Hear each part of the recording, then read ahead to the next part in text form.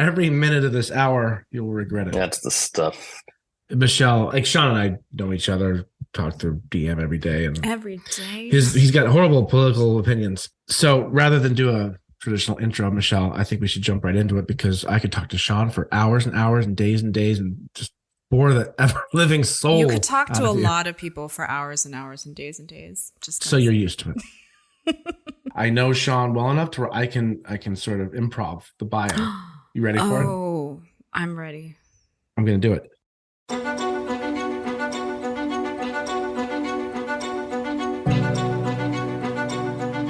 Sean Colin Smith was born and raised in the great state of Virginia, United States. He majored in journalism and was like a journalist for like a while. And then he met this girl named Allison, and she's from New Jersey. And like she was also a journalist. And they really liked each other. And so then they got married. And then Sean was like, I'm gonna write some scripts. And then he wrote some scripts. And then he entered some contests and he won some things. And then he signed with the manager. And then he and Allison, the person he married, they were like, okay, well, let's go to Los Angeles. And so then they came to Los Angeles, and then Sean got a new manager, and then he started writing for a TV show, and now he writes for another TV show. And also Allison is now writing and producing her first scripted film, just side note. And that's Sean's bio. Ta-da! Wow. Accurate, very accurate. More than 30 seconds, but okay. That was not 30. That was 5 seconds in my brain. Time slows down when you're the one talking, you know? Yes. I forgot the most important part. Yeah. I'm also like kind of friends with Sean, so I know him personally, and I can get his autograph whenever you want. Pretty much, except Wednesdays. Sean, hi. Hello, nice to be here. Thank you for the intro. Honestly, that's my entire life in a nutshell. So there's really nothing more for me to say. Did I miss anything important? No, that was good. I'm currently a story editor on Chicago PD, but that's about it. Which is a newish position for you, which we'll get into in a sec. Sounds good. My first question, though, I want to just lead off the journalism side of things. Why did you want to transition to scripted stuff, or was that always the plan? No, that's a good question. It wasn't always the plan. I kind of saw myself as being a journalist forever. I majored in it in college. It was my love for 10, 15 years. And then I think what may have happened to a lot of people between like 2007, 2015, around that time, was we're kind of sailing through the peak golden age of TV, Mad Men, Breaking Bad, The Leftovers. And I perhaps naively thought, oh, I love this TV. I could replicate this. I could also write good TV, even though I've never taken a TV writing class. So I just decided to try to start writing a pilot script. I had an idea that I had written on a napkin that had been in a drawer for years and years. And I opened up the drawer, took out the napkin. I was like, oh, I think I could write that now. Wait, literally a napkin? Yeah, it was literally a napkin. Like I wrote it down on a napkin. Fantastic. And I think what I wrote down on the napkin was a hitman you hire to kill yourself. And then I was like, that's an interesting concept. And then I put it in the drawer. And then I got my master's degree. I started working as a journalist. I started teaching at a university over the next 5 years. And then one day I told you I decided I wanted to write a script. So I opened the drawer and I'm like, oh, hitman you hire to kill yourself. That's an interesting idea. I never did anything with it. And so that was my first pilot script. And really the reason I wanted to do it was because I wanted to be a part of all the great TV that I saw on the air at the time. And obviously it's still on the air. There's still a lot of great shows, but I wanted to be a part of that. So that was kind of the impetus for it. So you're a byproduct of that golden age of TV, really. That for AMC sure. sort of era. Yeah. And reading those scripts too was like the Breaking Bads and the Mad Men's. Reading the pilots, it's like, oh, I think I could do this. I think I have the at least the journalistic acumen to have the discipline to sit down and write every day. I think I could do that, is what I was thinking at the time. So, speaking of journalistic acumen, what about being a journalist makes you special in a writer's room? I don't know if I'd use the word special, but I certainly hey, I would contribute. Oh, thank you.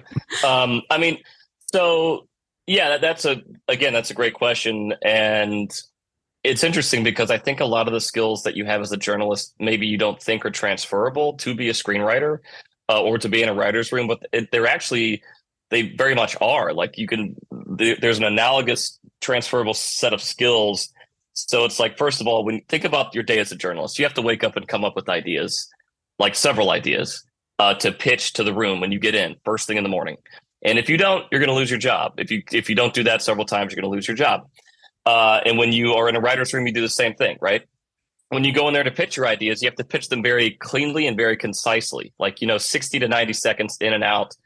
And you still might get a no, but at least you get the idea out there so cleanly and concisely that they can grasp it and they don't start drifting halfway through the conversation and start texting somebody, which does happen in newsrooms all the time, by the way. So you have to do that in a writer's room as well, right?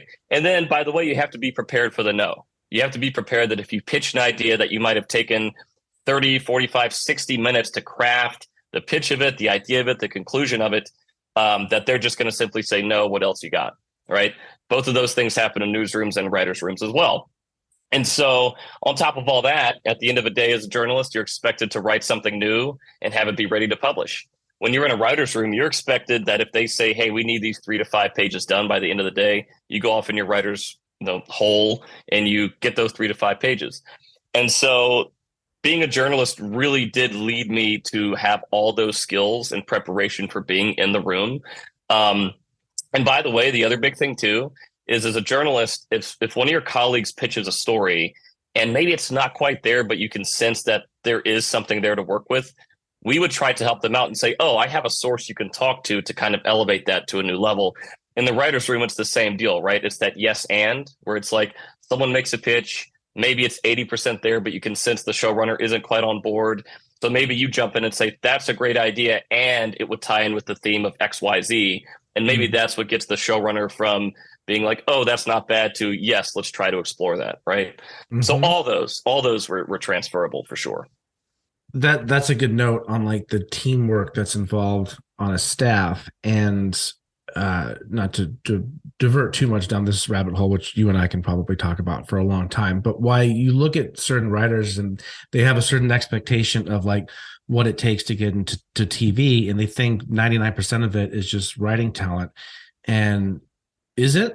Or is it like 50%, and 50% is not being a pain in the ass and being helpful and being supportive and civilized? Yeah, I think it's totally the latter. I mean, what is it, Stephen King, who said that, talent's a dime a dozen, right? Talent is important, but it's not the thing that's going to get you over the edge. Like, for instance, if someone reads my script and they call a meeting with me to staff on a show, they already know I have talent. If they decided they read the script, they liked it enough to call a meeting, they know I have talent. What they want to know is the other 50% you just said, which is, are they a pain in the ass? Are they good in the room? Are they going to interrupt me when I'm talking? If I ask them a question, can they answer it in 30 seconds or less? Or are they going to go on a 12-minute diatribe about like all this other stuff that doesn't matter? And then I'm going to be like drifting away and I don't like this person. So that 50% is so crucial. And I do think it holds a lot of people back.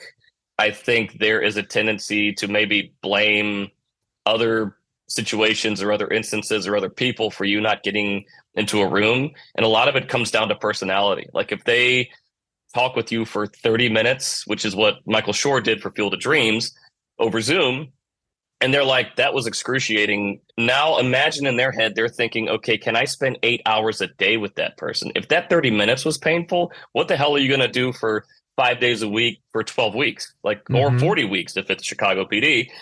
So it's huge. And I think not enough people talk about it on social media. It's always like, here's how you write a script. Here's the formatting. Here's how you do character arcs. And all that stuff is so important. But it's like, once you get that done, you have to start looking at the other 50%, which is, can I work with this person in a room for 9 months? And if the answer is no, you're not going to get a job. I wonder if some of them look at it as like, well, now you're analyzing my character. You're analyzing my inbred personality. Not inbred, but like, innate. Are you saying let's explore that. Let's explore that a little bit. The inbred personality. Yeah, here we go. No, I mean, but you're right. You are analyzing the character. Like, who are you? And do I want to spend time with you? And if the answer is no, it's totally fair game. I mean, look, I think honestly that's fair game for any job where you're going to be sitting in a room with people. Absolutely. And so I had someone ask me the other day, he asked, I went to give like a little guest lecture at this community college called Pierce, where I used to teach. It's a great school. And this guy asked me point blank, like, I'm really awkward around people. Would I be able to get a job in a writer's room? And I told him, look, dude, almost every writer is awkward at some point in their lives. I was awkward at some point in my life. And it's like, and I still am in a lot of instances, I think. But it's like when you get a bunch of introverted, awkward writers in a room, it's almost kind of like they cancel each other out in terms of those personality traits being unique. And it's you all kind of, you shed that armor, and it's kind of a shared, when you shed the armor, it's a shared understanding that this is a place where you can pitch ideas, where you will get rejected, but you're not going to take it personally. You're all in service of the bigger idea. And if you can understand that right away, I think the awkwardness kind of goes away. And what kind of takes its place is an understanding that we're just trying to make the best piece of art that we can make, right? And just take away jealousy and pettiness and like a political nature of it, where it's like, well, their idea got pitched better than mine, and they've accepted 3 of theirs and 0 of mine. And it's like, it's probably not because you're terrible at your job. It's just maybe you got to pitch better. Maybe you got to come up with better ideas. And as long as you kind of shed those neuroses of being jealous or petty or whatever, then I think that's when it becomes better. Yeah, but personality's huge. It is huge in the room, 100%. Not a writing example, but I was in charge of interviewing about 30 young adults for a State Department exchange program. All these people had submitted videos of themselves, like videos that they prepared, telling, and they're just, by the way, they're all journalists. And the videos about, what their goals are, what they're doing now, what their current projects are, stuff like that. And, then they would have like a written piece that they submitted, and then like their resume, right? All this stuff. So, and all these applicants had been rated on a scale of 1 to 10. So some of these people didn't score so high, but then when they got into the Zoom room with me, and then we spoke, asked them 5 to 6 questions, and their answers were amazing. Yeah, maybe their application was like better than average, perhaps, but it's not like necessarily blowing us out of the water. But their interaction, on Zoom was just amazing. Then we had this one case where, okay, my partner who was interviewing as well, he was like, okay, I gave this person a 9. So 9 out of 10. And I was like, all right, I have high expectations for this girl. And she came on, and oh my God, I was like, no, it just wasn't working. Every question, I don't think she answered. Oof. But she went on talking for like 5 to 10 minutes for each one. And we're like, okay, we're already behind, Yeah. She was a bubbly, effusive, effervescent, like lovely person. And I'm sure it would have been fine. But yeah, ultimately we're like, no, she cannot swing it in a room. And I have to be the one to spend 3 weeks with her, So I was like, can I imagine myself here in Austin, like hanging with these people? No. And I hear once in a while, I'll see a tweet or I'll hear from a writer direct who's like, oh, this person I know got staffed on this show, but like, I'm a way better writer than they are. I'm like, I think you've identified the problem without realizing it, you arrogant prick. It's like, there's more to it than that. And to your comment before, Sean, when you say that's not something that's talked about a lot, I know one person who tweeted about it to try to comment on it, and they were summarily harassed afterwards. Yeah. Do you remember who that was? I think it was, it was me, and I was eviscerated. Yeah. What? Yeah, you weren't ratioed at least. You were just, there's some of the comments were, I went back and looked at them recently just for pure entertainment, and I'm like, it's just comical, Yeah, it's hilarious, and the denial. What the sad thing is all that's happened since then is I've been stabbed twice and got a title bump, and so I obviously didn't know what I was talking about when I said that. No, of course not. But I mean, look, the most succinct way to say it is you have to be good on the page. That gets you the meeting, and when you're in the meeting, you have to be good in the room. And if you can do those 2 things, you're going to have a really good shot at getting staffed. I know that sounds like an oversimplification, but both of those things are hard to do. Being good on the page is difficult. Being good in a room can be difficult. And so if you can master them both, then that's going to go a long way. Right. Your first room with Field of Dreams, it was all over Zoom, right? It was mostly Zoom, like 80% Zoom. We were in the room for maybe a week and a half. And then Mike got COVID. And so then we had to shut the room. We didn't shut it down, but we transferred it back over to Zoom. And then I think about 4 weeks after that, we went back into the room for another 10 days or so. So it was like 9 weeks over Zoom, 3 weeks in person. And just having conversations with you about it, to your coworkers' credit, you've never had anything negative to say about anybody. You've lucked out and had great co-writers and great people on staff that you've worked with, it seems. Yeah. Oh, yeah. I mean, that room, I couldn't have asked for a better first room. Mike's a great leader. He's this guy that is so brilliant and incisive and insightful when it comes to fixing story, breaking story. But he also has like just a delightful penchant for wasting time, which is like, but in like the best possible way. So we'll just be sitting around trying to crack this scene, and he'll be like, "Did you guys ever see like that Muppet scene where they're like making fun of this one movie? We have to watch it." And he like Googles it on YouTube and brings it up. And then it's like a 5 minute sketch that's hilarious. And it kind of like breaks the tension of the room. And then he'll be like, "All right, who has another video that's funny? Let's find another one." And then we're like, "We'll do that." And then he'll be like, "Okay, well, we got to get back to work, guys. Stop wasting time. Why are you wasting my time?" And it's like, it's so, I don't know. He has a keen awareness for when someone's attention is drifting or when something isn't quite being fixed the way it needs to be. And I feel like one of his ways to maneuver around that is, let's just waste some time. Let's just laugh and have some fun, and then we'll get back to it. And so that I cannot say how helpful that was in terms of creatively speaking. It would just kind of open things up, or yeah, I mean, because it's kind of like when you do that, whatever little tension there is, which there usually wasn't any, but it's like whatever internal tension or anxieties there might be of like, why can't I crack this? It dissipates immediately when you start just having fun and just doing nonsense.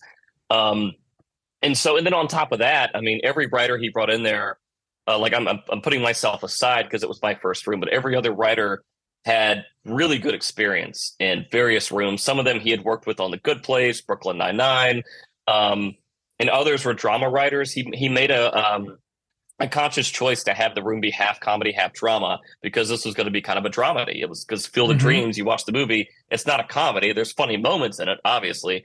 So he was thinking, well, this is my first quote unquote drama thing. Let's split the room.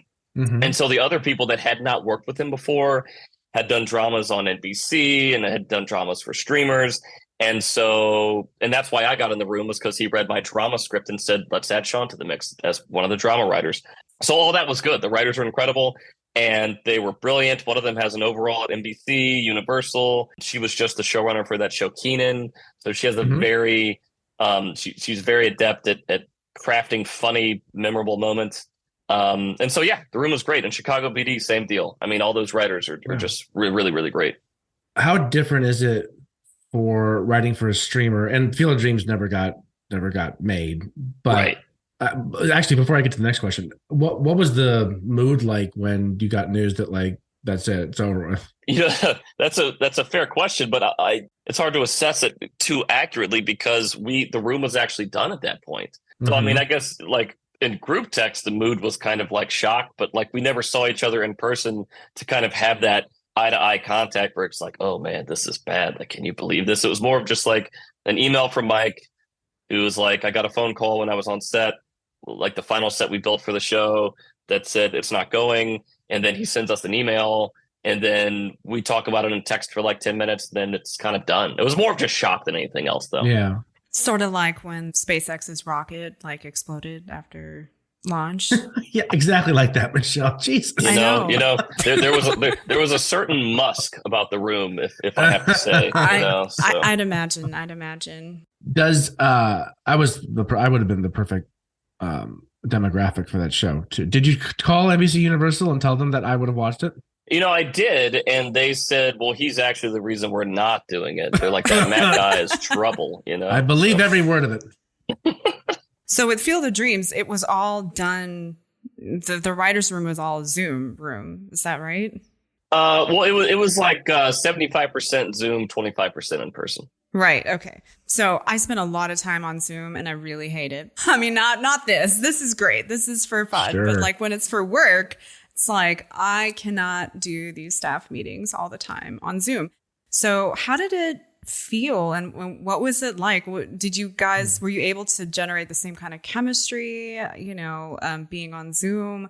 I mean, I know that in person is probably definitely better, but like, how did you guys make that work? Especially like people's various internet connections and things like that. It wasn't as bad. I mean, first of all, I share your feeling about Zoom. Like, I don't think it's great, especially for long period of times. It's just not great.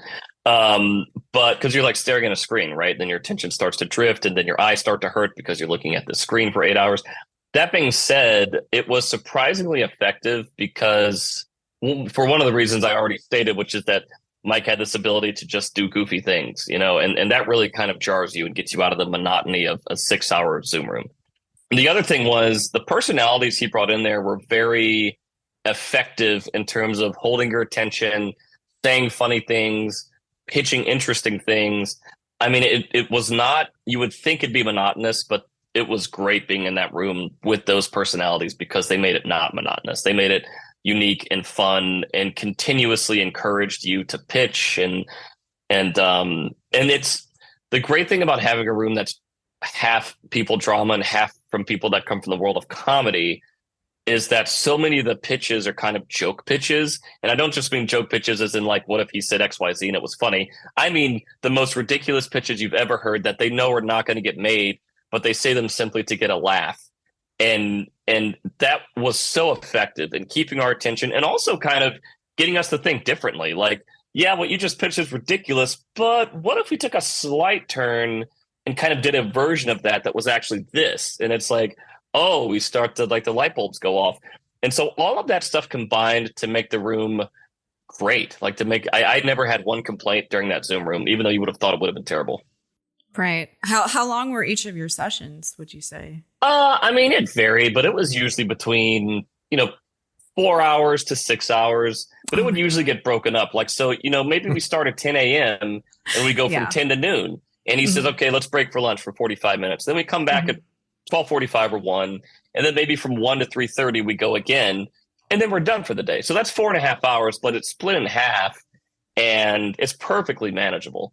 It was not like some of the nightmares I hear where it's 8 hours. You start the room at 9 a.m., you break for lunch at 12:30, you come back at 1:30, then you go all the way through to like 5:30 or something. It's like, no, we did not do that. Right. Is that considered a long day for a staff writer? Or it depends on if you're like what you're writing for. Like a long, like start at 9, end at 5:36. I mean, that's a long day over Zoom for sure. Right. I don't think anyone should have to do that, but a lot of people have been. Actually, probably most of them have been. In person, that can be kind of average. It all depends on the showrunner. Like sometimes the showrunner only has 5 or 6 hour days. But 8 to 9 hours is usually the max, unless you're. I mean, look, I've heard of legacy comedy rooms that ran for 12-hour days. They get in at 8 and they have breakfast, lunch, and dinner in the room. And then they leave at 9 or 10, and then they come back and do it the next day. But I have not heard of that happening as much recently, but I'm sure it happens in some rooms. Writing for network now with Chicago PD, is there a distinct difference between the two? I know you're in person now, or at least I would assume mostly, right? And I have another follow-up question to that too, but what's kind of the biggest difference in terms of flow, in terms of like the creative structure to things, right? Is it more buttoned down because it's network? Network TV tends to be kind of more prolific in a sense. I mean, so what's interesting about Chicago PD is that since it's a procedural, as you know, with these procedurals, it's kind of like crime happens in the teaser, and then you spend the next 4 to 5 acts solving the crime, and then it's done. And it's very non-serialized, whereas Field of Dreams was serialized, and every single episode and every single plant in the first few episodes has to have a payoff in the final few episodes. And it kind of just becomes this Ouroboros of plants and payoffs. And like with Chicago PD, it's kind of the opposite, where it's like every episode, it's its own truncated thing. And so because of that, we didn't really meet as a group very often. We met in person for the first 2 weeks, maybe 3 weeks. If I'm misremembering, it's 2 to 3 weeks. And then we kind of just split and went off in our own world. One guy lives in Jersey. Another guy lives in like San Francisco. Like I have not seen these guys in person in 10 months. Now we will hop on a Zoom every now and then and talk about, hey, the network came to us and like this actually happened. Like the network comes to us and they said, we have access to a subway or a train. So we're thinking about writing an episode that takes place on that. It's kind of like its own thing. Yeah. So then we talk about that as a group, right? Or they'll come to us and say, we decided to include this white nationalist subplot. So it's going to be kind of in the back half where a character gets embedded with this white nationalist group. We need a few ideas about what that might entail, right? So we might have group conversations about that. But most of it is not. Most of it is like trading emails with the showrunner or the number two and having Zooms with the showrunner or the number two by myself, and talking about my episode and like, hey, here's some notes. We'll see you in a week. Like go back and change some stuff around and we'll hop on another Zoom. How many episodes are co-written as opposed to solo? Not many. I would say the vast majority are solo written. I'd have to look up the numbers, but it would not shock me if 17 of the 22 episodes are written by one person. And it might even be more than that. It might be closer to 19 of the 22. So it is more of a compartmentalization in terms of working with each individual writer. Yeah, for sure. You just EP'd, it's EP'd, right? You executive producer on it? Oh, well, you're talking about like when I went to set? Your episode, yeah. Well, they call that like producing it, like, and so, which is weird because I am not a producer, but I did produce the episode, which means I was on set to cover it and to. But you don't get a producer credit on that episode? No. Oh, I see. I'm very green when it comes to TV. No, I mean, it's so because I can't tell you how many people have been like, oh, you're a story editor, so you must edit story. And it's like, that makes sense. But no, the answer is no, I don't edit story. It's just my title, which makes no sense in the structure of things. Right. To the outsider, anyway. Right. But to answer your question, yes, I did get to go to set. How was that?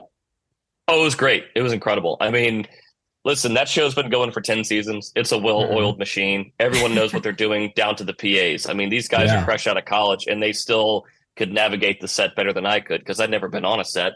It's also a very non-toxic set. Like you always hear the shows and the sets that get the headlines are the ones that are terrible. Like, oh, I was sexually harassed, or, oh, I was, fired. And I think it had to do with race. And it's like, that stuff absolutely happens. But a lot of the sets, especially this one, do not have any of that stuff. All the actors know all the PA's names. All the actors know the PA's dog's names. They're like, oh, did Max have his surgery? How did it go? You know, it's like they all know each other's lives and they all talk to each other, and it's great. You know, there's it's not this cold sort of like business like stressful environment. No. In fact, I won't say what show they're on, but when someone, because there's a giant studio lot in Chicago where they film all these shows, all the Chicago shows and like several other shows simultaneously, including the Chai, stuff like that. And someone who's on another show came up to me and said, oh, you know, are you here covering an episode? And I said, yeah, I write for Chicago PD. And she was like, oh my God, I'm so jealous. That's the best set. Like everyone loves each other over there. It's like Shangri-La or something. It's utopia. And they're right. I mean, everyone knows everybody. And by the way, they all immediately knew that I must either be the writer or a visiting person because they didn't recognize me. Everyone there knows each other so well that if someone is on set that they don't know, they kind of stand out. And so everyone would come up to me and say, oh, did you write this episode? And I'd say, yeah. And they'd be like, oh, it's great to have you. You know, I didn't recognize you, but I assumed that you're the writer and I love your script. Like I had actors coming up to me saying like, man, this is really good. I didn't know where the script was going. And it's like, that was the moment when I first felt like a real writer, as weird as that sounds. Like I'm in my second room. I've been in this town 4.5 years. But that moment when an actor who's been on the show for 10 years comes up and says, I had no idea how this was going to end and how this character was going to get out of the situation. Like you did a really good job. And that was the moment where it's like, holy crap, I'm actually part of the town, you know? That's really rad too, like to have that validation. Yeah, for sure. I think that's what we all secretly crave. It's a little bit of validation. So, yeah. Well, unless you're a complete narcissist or psychopath, and then you don't need it. So, yeah, I don't need any of that validation. But you people, absolutely. But no, just being on a set, I'm sure you were a little bit nervous and just kind of like, you know, had that sort of like rookie vibe where you're not sure where to go or where to stand or who to talk to or what to say, right? But to have that support should be great. Yeah, for sure. I mean, there's certainly a nervousness that accompanies your first visit to any big operation. And look, I mean, these episodes can cost anywhere from $3 to $5 million, right? It's like you're there to help shepherd a multi-million-dollar project anytime you're on an episode. And so from that standpoint, it is nerve-wracking a little bit. But I just tried to, suppress that and maybe in an unhealthy way. I tried to have a little stoicism and a little bit of confidence since I did write the script. So stoicism. Yeah, there you go. But obviously you're going to have some nerves. Yeah. Is there an episode of that like golden age of TV or episodes that you go back to just creatively speaking when you're writing anything and you're just kind of drawing inspiration from that, or like the pacing of a moment, or like how you felt when you watched a certain scene? Mhm. Like how has that experience of just watching great TV influenced your own writing now? Oof, man, that's a really, really good That's a question. loaded one. I know, but I mean, I would say it has greatly influenced me. Matt, you already know this, but I religiously will rewatch Mad Men, yes, like, you know, I'm aware. sometimes multiple times a year. Mhm. And well, I always try to watch it when I'm feeling like I'm about to do something creative, because there is a cadence and a pace and a language to that show that I think is truly unique to the landscape. Like if you'd asked me 10 years ago what my favorite show was, I probably would have said Breaking Bad. But Mm. today I think no, no, I think I know that Mad Men has surpassed by leaps and bounds my Mhm. feelings for Breaking Bad. Even though I think Breaking Bad is a flawless piece of television, I think Mad Men did something a little more complicated and a little more difficult, which is because, like, if you look at the DNA of Breaking Bad, it's very much we're going to keep your attention every episode by doing something explosive every episode, Mhm. which is great, and Mhm. they did it, and it's one of the best shows ever made. Mad Men is far more subdued. It's almost like Subtle. Breaking Bad is a shot of adrenaline every episode, and Mad Men's like a glass of wine every episode. And Mm. it's kind of hard to Mm. impress someone with a glass of wine every episode, because its job is to kind of put you at ease, like to meditate a little bit and kind of get like slower and more contemplative, because it has a lot of things on its mind. But there's an episode of Mad Men called The Suitcase that's Oh yeah. mostly widely regarded as maybe the best episode that they've ever done. And I do go back and rewatch that every now and then, because there's a mysticism to it, and a and also just kind of a an interesting dynamic that just explodes into the forefront between Don Draper and Peggy, and the way that the show explores grief and trauma, and also our vices like alcoholism or sex addiction or drug addiction or whatever, and the way they wrap it up in the theme of what is advertising, like it's lying to you, like what does it mean to tell a lie professionally, and what does it mean to tell a lie in your personal life, and how do Mm. they intertwine in a way that they become indistinguishable. I think the show explores that every single episode in a way that no other show has explored its themes. And so I tried to embrace that. And when Allison wrote her short film, which, like you said, they're going in production in a Mhm. couple months. Um, and when I was trying to help her crack a few things, I would just go back and watch Mad Men. Like, how do they handle theme? How do they Mhm. handle metaphor? How do they handle symbolism? Like, is there a symbol in this episode that means something that you don't quite understand it until you watch it the second time? And I think that makes that episode, The Suitcase particular, but also the show in general, timeless. Like, I think it's going to stand the test of time as one of the single best pieces of art ever made. But we'll Mhm. see. There is a quiet intensity to Mad Men that's very difficult to pull off, I think. Uh, I guess both, something like Breaking Bad or Better Call Saul. I know you're a Better Call Saul fan too. Better Call Saul almost is like a marriage of Mad Men and Breaking Bad in I particular. agree. So Yeah. it's makes sense why you would also like that. So You the know, future then, yeah, go ahead. wait, sorry. I just want to say I love what you just said, that there's a quiet intensity. When my dad had never watched Mad Men before, I went over to his house a few years back visiting, and I was watching this one episode.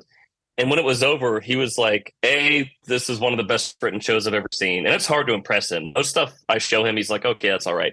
But he, even Uh, out of context, he knew this was a really well written show. And then he was like, "B, it's so intense that I don't think I could watch any more of it." And it's so interesting, because if you show the average person Mad Men, they might not find it intense. They might find it boring.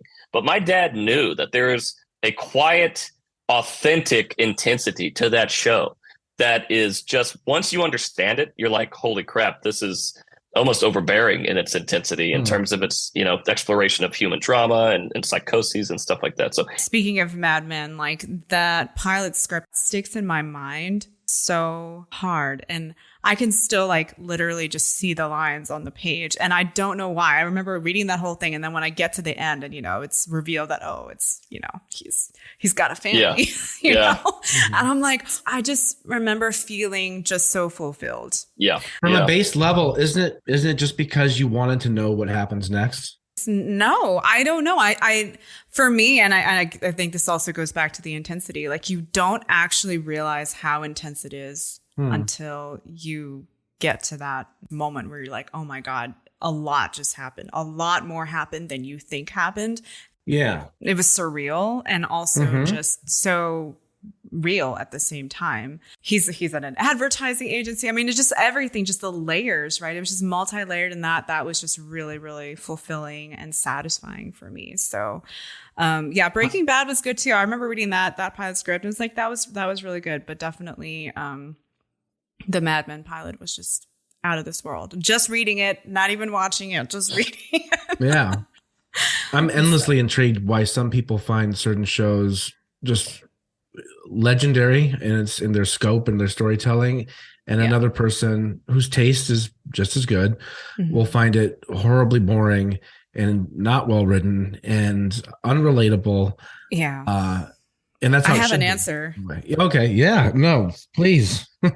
So I was reading some really deep psychological stuff by I forget his name. Oh, Steven Pinker, who wrote like The Better Angels of Our Nature and major works like that. And the reason we perceive or appreciate or hate or love something has to do with the context of how we were raised, the kinds of lives that we've lived, the environments that we've been, exposed to or raised in, right? So someone who is maybe not exposed to as much, I don't know, hasn't had as much education, or maybe hasn't even been in a very rich, complex environment. I mean, they might watch something like Mad Men and go, this is boring, because what they want is just more obvious in your face kind of stuff. Whereas someone who's I don't know, I don't even know what kind of life you would have to lead to appreciate Mad Men in this way, but definitely you would have had to have, experience some hardships and things like that, which give you appreciation for subtleties, perhaps. So, I think. Go ahead. Yeah. No. Go ahead. Mine's a terrible hot take. I had more of a question, because that's interesting. That's a really interesting analysis, Michelle, and I think there's a lot of truth of it. I'm curious what that theory has to say about the notion that you can grow artistically, not just as a consumer of art, but as a creator of art.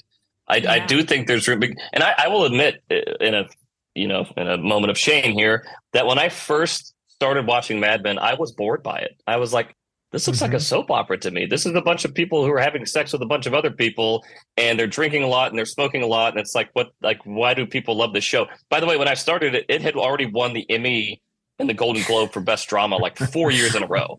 Right. And so you're like, wow, this better be amazing. Right. And I start watching it and I'm like, okay, this is all right. And I'd never written anything at this point, by the way. Yeah.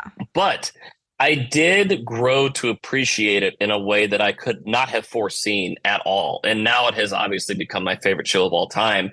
To me, that is a form of artistic growth that I personally am proud of, because I grew to understand the show in a way that I did not at first. And I'm curious, and Matt, obviously hop in because I feel like I interrupted you too, but I'm curious what that theory that you just posited has to say about our penchant as people for artistic growth, both in what we consume and what we create. I mean, I don't know what to say to that, but I can completely relate changing perspectives on things that maybe I hated at one point and then I grew to really appreciate. For example, Clockwork Orange. Okay. That movie, I watched it when I was like 20. Okay. And I hated it, really hated it.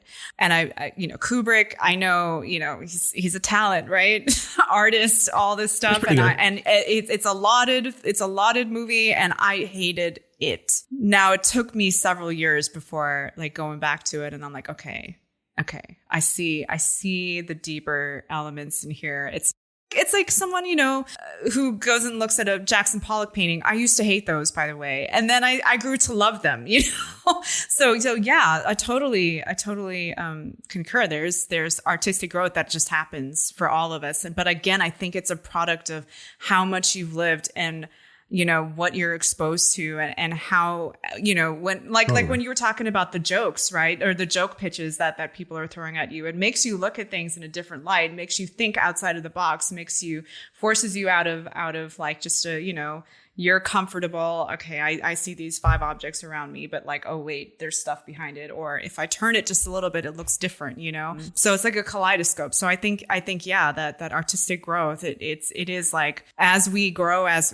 we are exposed to more things, like we change our kaleidoscope. And so that allows us to appreciate more, perhaps, some things we didn't before. Which is why it's so rare and so difficult to write a piece of media, film, TV, play, theater, whatever, and make it so broadly appealing to hit on all those maturity levels, like my 10-year-old, 11-year-old would watch Mad Men and not really care. I wouldn't let her watch Mad Men. I would probably let her watch Mad Men. I take all that back. She watched Hereditary 2 weeks ago. She can watch Mad Men. Just fast forward through the sex scenes. But like, you appreciate different things at different parts of your life, and to have that sort of like cross demographic show is hard. And like, I'm sure there's a secret to it that is a whole nother podcast series of picking apart storytelling. But my favorite show, I think, of all time officially now is Succession. And I didn't like it either when I first watched it, and I stopped watching it and I picked it up after the second season. I'm waiting to appreciate that one. Oh, you will. Maybe you won't. Oh. Matt, I'm curious about Succession. When you stopped watching it, was it during season 1, or was it like, did you finish first episode? Season 1? You were like, I couldn't get the first one. I'm like, I don't like these people, and they're stupid, and it's like weird, and the tone is off, and I don't get it. And then I got it. It's like you have to see a little part of yourself in a show's character or a film's character, I think, to really kind of have that sort of bond with it. And I see myself in each one of those characters, for better or for worse. And that's why I connected so well with it. And when they say, here's my little hot take, which isn't a hot take, but I don't know, the whole representation matters thing, right? Not to get overly progressive for once, but I believe that 100%. But there's 2 sides to that. It's representation matters in terms of like the visual image that you see on the screen. Like, I want to see people that look like me. I want to see people of my own gender, of my own sexuality, and so forth. But there's also a thematic representation I think you have to connect to as well. I see people that look like me on screen all the time that I just don't care about. But like, I'll watch something like, when I was a kid, I'd watch something like Roseanne, right? I don't know anything about the Midwest. I didn't grow up like poor, right? I didn't grow up in that sort of world, but like what they're talking about, I connected so well to, even though I was living in the suburbs in Los Angeles. The Cosby Show, the same thing. I wasn't wealthy. You guys may be shocked. I'm not black either. And I don't live in, I know. I didn't know how to break this to you. I was brought here under false pretenses. I'm out of here. I'm sorry. Man, these Zoom filters. And what if I had a Zoom filter that was oh God. Anyway. a blackface Zoom filter? That would be the worst thing in the world. Oh my God. Twitter would explode. Holy shit. I would work my way up the TV world just to get in a Zoom room and show up the first day, and then they'll never hear from me again. They'll be like, who was that guy? Oh no. Anyway, let me change the mic here. Okay. I also did not grow up in New York City, but the Cosby Show and the stuff that they were talking about, it just hit hard with me. And that kind of gets you through like your own real life experiences. Like Sean was bullied when he was younger. I was bullied when I was younger. I think Sean was bullied. I know he was. I was, yes, for sure. Okay. Listen, I was a morbidly obese brown kid with braces. Okay, morbidly obese. Yeah, so 100%. And so how could you be even one of those things? You're probably going to get bullied. All 3 of them? It's done. Signed, sealed, delivered. It's like psychological issues for days. It's going to be great. Sure. So, but you use TV and you use media as an escape outlet, and that's why it is important to have those dualities of representation, I think, in scripted work. So anyhow, that was my side tangent. Agreed. 100% agreed. And also I'll say, as a kid, kind of the same as you, Matt, the stuff that I grew up that really drew me was it would draw me for different reasons. I do think you have to relate to the characters, obviously, but like, for instance, I remember flipping through vividly, like sitting on my bed as like a 12-year-old, flipping through the TV one night, and I landed on this show, where the people that were talking sounded so smart and so confident, and the dialogue was so quick. And I was like, what is this? Like, what are these people? An Aaron Sorkin script. Yeah, I was like, what? These people walking around this hallway trying to solve the world's problems, and it's the West Wing. Oh, I It's know what what you you're said. talking It's Aaron Sorkin. Oh my God, I was right. You were exactly. You knew where I was going, and so as a 12-year-old who I guess at that point I was in middle school, but not high school. When you started watching West Wing when you were 12? Well, that's how I first found it. Was flipping through. Oh. I landed on NBC, and there was like one quick conversation where they're like exchanging dialogue, and I remember my 12-year-old brain was like, I did not know people could talk like this. Like, this is incredible. Wow. And so what drew me to that was the talking, was the dialogue. I was like, these people know stats. And obviously that's kind of a nerdy thing to be drawn to, I think, as a 12-year-old. Usually as a 12-year-old, maybe you want explosions, or you want, romance, or you want something flashy or special effects or whatever. It's No wonder not you were fast bullied.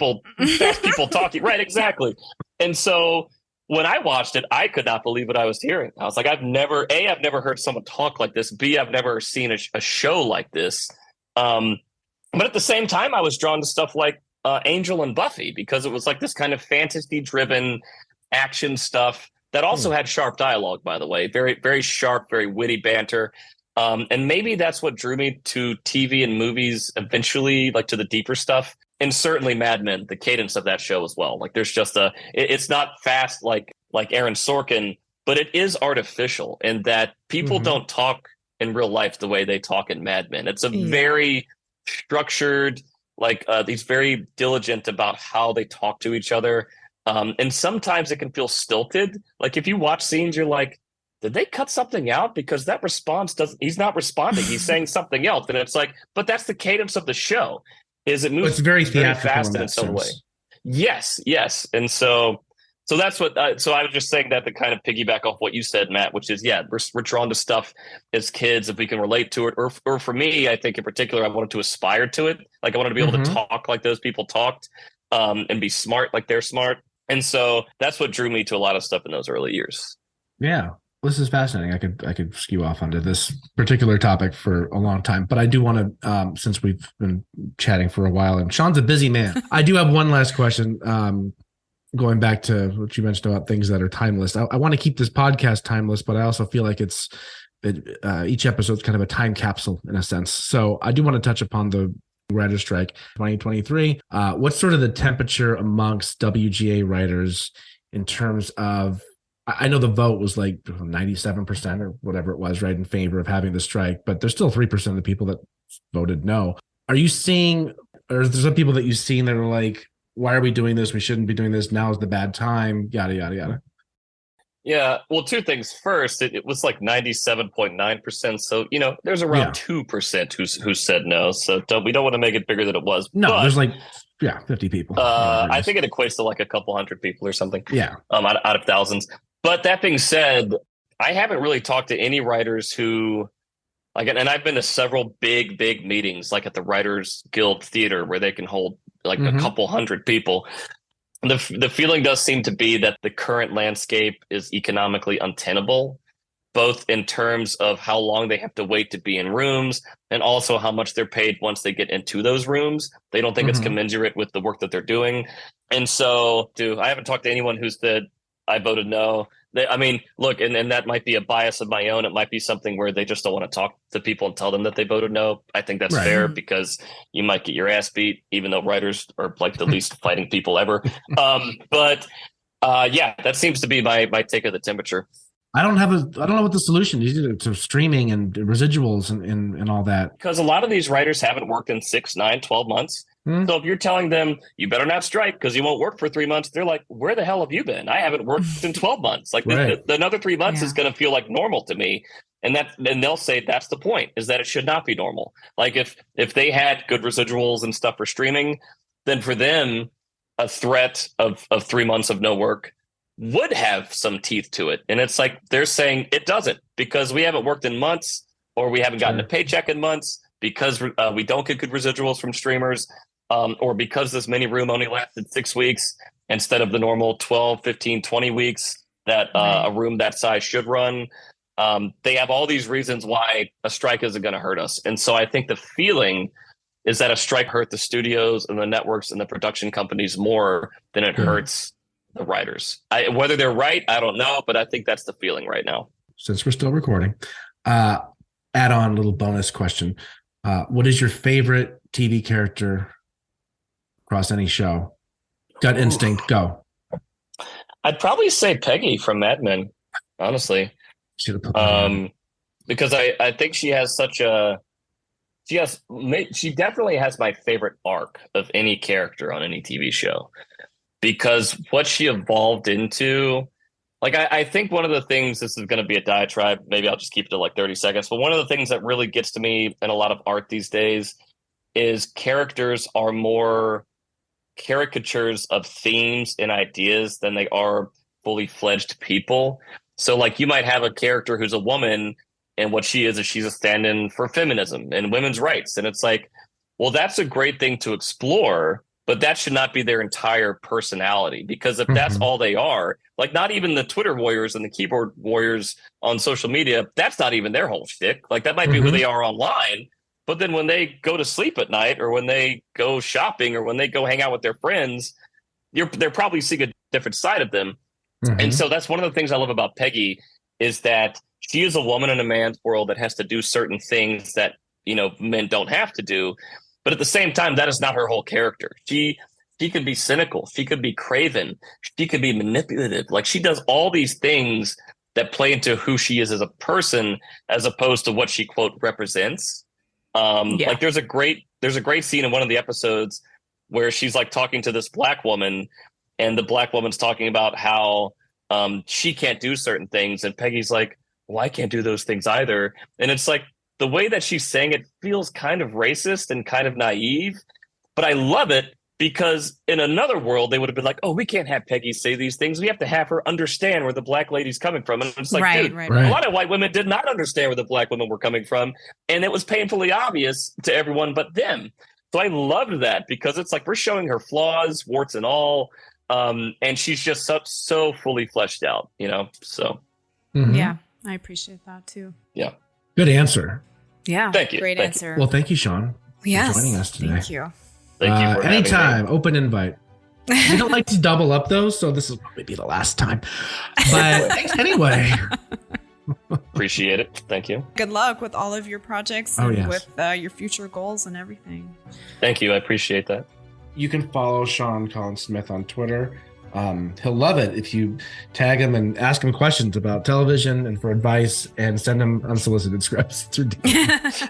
That's the big one. Send me a script and I will, just send me a log line, and I don't know you, send me a script. It'll definitely get read. Yeah, especially a spec of the show he's currently on. Do that. Yeah, send me a Chicago PD spec. See how fast it gets thrown into the digital recycling bin. Yeah. We'll see how that goes. I'm kidding, everyone. Don't do that, because obviously they can't read it for legal reasons. Jeez. Yep, don't do it. Don't do it. It's all a joke. Yeah. That's the only social media platform I believe he's actively on. So there you go. I've plugged your Twitter. I'm also on Instagram as Sean Two Names. Come on now. He doesn't post that often. Only when he goes to lavish parties in LA. Sean, thank you. Thank you. Hope we meet again. Okay. Is this your favorite podcast? I've never listened to it before, actually. Is this the favorite podcast that you have been on? Even though absolutely, 100%. Yes. That was great. The second, the last 68% of that was media, which is good. We love media. 68% of that. How did you come up with those stats? Well, I'm keeping. I got a calculator. Is Aaron Sorkin writing your script right now? I'm just kidding. He is. I wish Aaron Sorkin could just script out my days. There you go. Really? No. I can talk with big words about politics. Did you realize, Michelle, that I didn't hit record? Well, fortunately for you, I did. Wait, but how did I not hit record? I don't know, Matt. It said recording the whole time. Maybe I had stopped it. It said, I did see something that said like the screen is now being recorded, and I said, okay, yeah, but okay, that was me. So, and then, that was you. Okay, Matt, did you also hit no, it said recording? recording. It's fine. I got it.